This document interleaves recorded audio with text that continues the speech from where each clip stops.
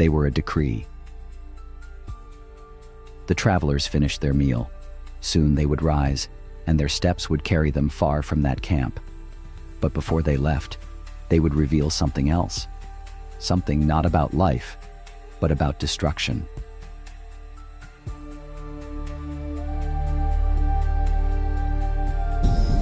The wind blew over the hills, lifting dust that mingled with the reddish glow of the sunset. The three visitors rose to their feet, and Abraham walked alongside them. From the heights, the old man's eyes turned toward the Jordan Valley, where the lights of Sodom had begun to flicker to life. The city glowed in the distance, unaware of what was about to be revealed. One of the visitors stopped and fixed his gaze on the horizon. His voice, firm and solemn, broke the silence.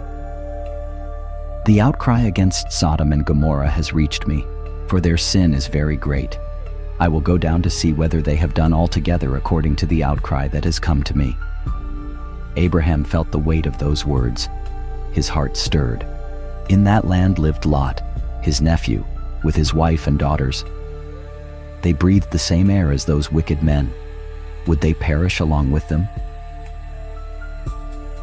The old man lifted his eyes and spoke with reverence. Will you destroy the righteous with the wicked? The shadows stretched long over the sand. Sodom still gleamed in the distance, lost in its own arrogance. As its people prepared for another night of indulgence, judgment already hovered above them, waiting to descend.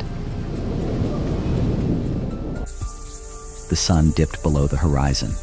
The wind changed direction. Two of the visitors resumed their path, descending into the valley. In Sodom, no one imagined that those approaching footsteps were the last the city would ever hear before its destruction.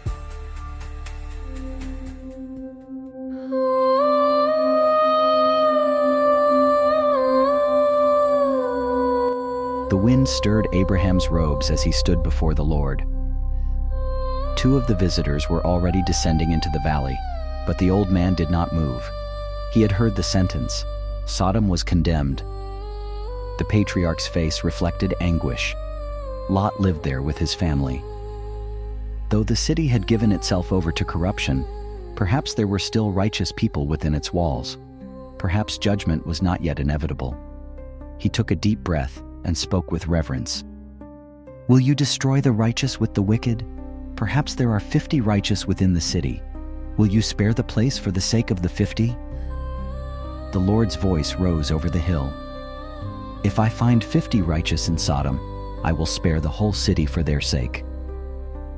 Abraham lowered his head.